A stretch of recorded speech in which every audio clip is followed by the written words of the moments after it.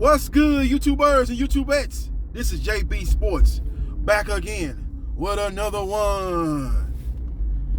Terrence Crawford, the WBO welterweight champion, top 3 pound for pound fighter.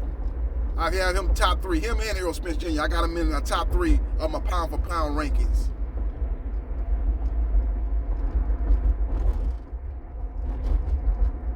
Alongside Canelo Alvarez, that's my top 3. And he's out here making waves. Literally and figuratively. He's making waves. He was in the ocean on Instagram. Probably on vacation with family and friends. And in so many words, he said, Spence Jr., you the big fish. Well, I'm out here in the ocean. And I'm looking for you. He looked around and said, damn, it's a big ocean. A lot of places for you to hide, Errol. Punk ass. And he called him a hoe, too. Called him outside his name. He put Spence Jr. on blast. And all his diehard fans gave him a standing ovation, a round of applause. There you go, bud. There you go. Tell him like it is, bud. He been ducking for long enough. Smoke him out, bud. Smoke him out, bud. He don't want no smoke. He called himself Free Smoke, but he really don't want no smoke. Every time they mention his name, he go duck and run for cover. Bud, you doing the right thing. So his fans are happy about what he did yesterday, and I'm happy also. Because unlike them, I'm not a quote-unquote Bud Crawford fan. I like Bud Crawford, and I like Spence Jr., but I'm a boxing fan at heart, and I would just want to see the fight. And when the fight does come to fruition, I'll make my opinion on who I think will win. I'll take an educated guess on who I think will win. But I'll tell you one thing, it is a 50-50 fight. And no, it ain't no 50-50 fight. I'm not going to even say that. It's probably a 55-45 fight in favor of Terrence Crawford. As far as, 55-45. I'm going to be real about it. It's a 55-45. But you know what? Them numbers are going to be real prevalent in this video. What's going to be the numbers of the purse? But right now, I think it's a 55-45 fight in favor of Terrence Crawford. About a year ago, I would have said it was a true 50-50 fight, but I don't think it's a 55-45 fight. You look at what Terrence Crawford did with Sean Showtime Porter. Now, styles make fights, but Sean Porter had never been stopped before. A lot of people was quickly said after the fight, well, Sean Porter got dropped by Adrian Broner. Sean Porter got dropped by Spence Jr. But he got dropped and stopped for the first time in his career by Terrence Crawford. There's levels to this, ladies and gentlemen. And Terrence Crawford is a special fighter. He's special, man. He's special because he can do it all. He really ain't got no weakness. Great footwork, unlike Canelo Alvarez. That's what sets him apart from Canelo Alvarez, in my opinion. Now, they're going to say, what you talking about, JB Sports? Canelo Alvarez has a better resume. He probably does have a better resume because he's had better opportunities because he is a cash cow. He can get those fights that Terrence Crawford can't. Because a lot of people don't want to get in the ring with Terrence Crawford because of his style. Just ask Mikey Garcia. Mike Garcia wasn't trying to get in the ring with him. So that's what I'm saying. A lot of fighters didn't want to get in the ring with him. He was trapped into a contract with Top Rank, a lucrative contract at that paid him very well. He wouldn't have made that type of money fighting with Al Heyman in the PBC. He wouldn't have made that type of money fighting with EddieHerrera in Matchroom Boxing. He wouldn't have made that type of money fighting with Oscar De La Hoya and Golden Boy. So he took advantage of a golden opportunity, and I salute him for that. But with all that being said, he got the money, but he didn't get the opponents that he needed. But now that he's free and clear of the contract with Top Rank Boxing, let's hopefully he'll make the fight happen with himself and Spence Jr. But I got one question for Terrence Crawford. It's really the only question that's going to actually make the fight happen. Because if he's not willing to accept the monetary split for this fight, I have a hard time seeing this fight happen. Terrence Crawford, number 1 on my pound for pound list. Number 1 welterweight in the division. Got a chance to be the best fighter of this era. The last era, the best fighter was Floyd Mayweather Jr. This era is up for grabs. Canelo Alvarez is probably the leader in the clubhouse right now. But Terrence Crawford, if he can get the fights in the welterweight division, he can make a strong argument that he's the best fighter of this era. But I got one question to ask Terrence Crawford. Are you willing to take 60-40? Not in your favor, but 60-40 in Spence Jr. favor. Because if you're not willing to accept that, if you're still insisting on 50-50, then all this show that you did yesterday on Instagram in the ocean, they got all them views and getting all this attention, it's all for naught. Because the fight's not going to happen. Because it's called prize fighting. And it's what you bring to the table financially. Not who the better fighter is and who going to beat who and this, that, and the third. That's cool. Because like I said, I believe right now as we stand here, as I sit here, Terrence Crawford, in my opinion, is a 55-45 in his favor as far as chances of winning. If I had to put a number on who should be the favorite going into the fight. And I wouldn't have said that about a year ago. Due to the inactivity and Spence Jr. enduring what he endured as far as that horrific car accident. And how he looked in the Danny Garcia fight, which I gave a B-level performance. Looked very good, very good. But if that Spence Jr. shows up against Terrence Crawford, he's not going to beat Terrence Crawford. We need the Spence Jr. that stopped Bundu. The Spence Jr. that stopped Dalgiri. The Spence Jr. that stopped Lamont Peterson. We need that Spence Jr. to show up. Because if that one that showed up that beat Danny Garcia and the one that beat Sean Showtime Porter, that version of Spence Jr. is not beating Terrence Crawford. But again, it's still going to go back to the same question. We can talk about the fight. We can break down the fight. We can think about who we think going to win the fight. But when it's all said and done, they got to do the business before the fight actually goes down. Before they get in the ring and they do the announcements and they sing the national anthem and the crowd gets up crazy, it's nothing like a buzz going into a big fight. And I'm going to tell y'all something, man. I'm gonna talk about this and then I'm going to get back to the subject at hand. But there's something about a buzz in a fight. When Gervonta Tank Davis fought Eastside Cruz Sunday night, I went to a sports bar to watch that fight, and the night before I went to a sports bar to watch Devin Haney versus JoJo Diaz. Now EddieHerrera said JoJo Diaz and Devin Haney is a bigger fight, and it's not. He should have said it's the most significant fight. That would have been a better argument, because it probably is the most significant fight in the lightweight division. That's arguable, really, but he would have had a better case. It's not a bigger fight. Because I went to a sports bar to watch JoJo Diaz and Devin Haney. That fight was at Twin Peaks here in Houston. And they had people at the sports bar watching that fight, watching college football, watching college basketball. There was a lot of things on. And people was watching the fight, but it wasn't no buzz in the sports bar. Wasn't no buzz, wasn't no anticipation. I didn't get that buzz feeling. Now the very next night, I went to another sports bar because I had a hard time finding sports bars that had the Gervonta Tank Davis fight. They was trying to charge, number one. I was able to watch Haney, JoJo Diaz for free. Walk right in there. They wasn't having no charge at the door or nothing.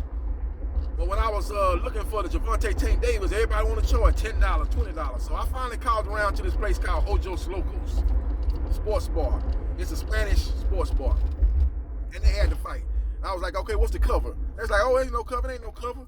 But in the back of my mind, I was like, they probably ain't got the fight, because I went to their Twitter page, they didn't have the fight on up. They didn't have the fight up. So I think they was just maybe just assuming that the fight was going to be on free TV and they was going to have it. So I called another Osos Locos on a whole other side of town, because I said if one Osos Locos say they got it and the other one say they got it, well, they got it. So I called this Osos Loco that I wasn't even going to go to. It was on the east side of Houston. They're like, oh yeah, we got the fight. I said, what's the cover? They said, oh, ain't no cover charge. It's not no cover charge. I said, what? So I said, okay, then I'm going to go to the one by my highs. I just called the one on the East Coast to see if they had it, East Houston, to see if they had it. The Osos Locos is a franchise. They got several sports bars all around Houston. So I went to Osos Locos. Yeah, me and my lady friend, we went to Osos Locos.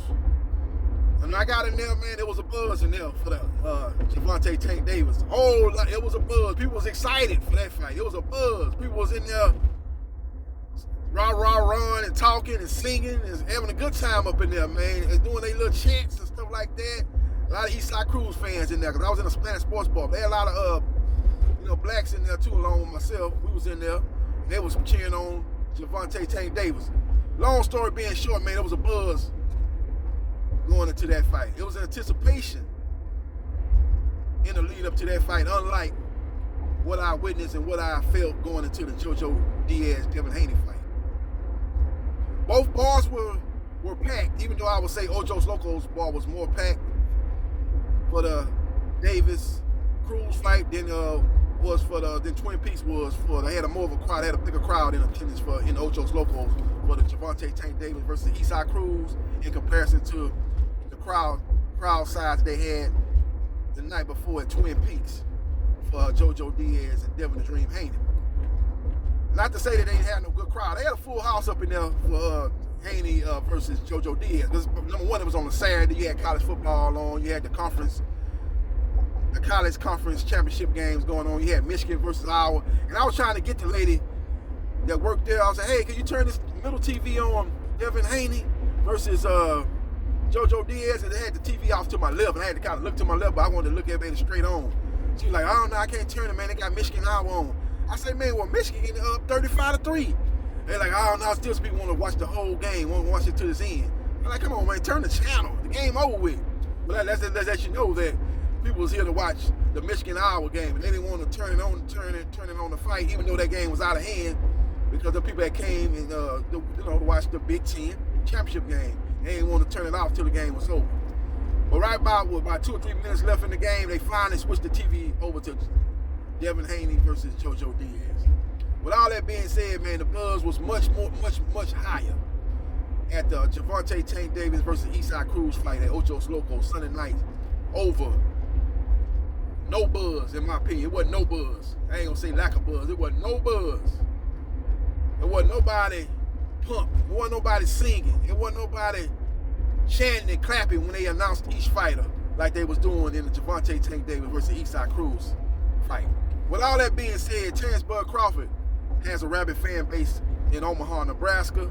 But outside of Omaha, Nebraska, he doesn't have that same strong following. He has a fan base all around the United States, don't get me wrong, but if he's trying to go somewhere and sell out an arena, he would have to fight in his hometown of Omaha, Nebraska.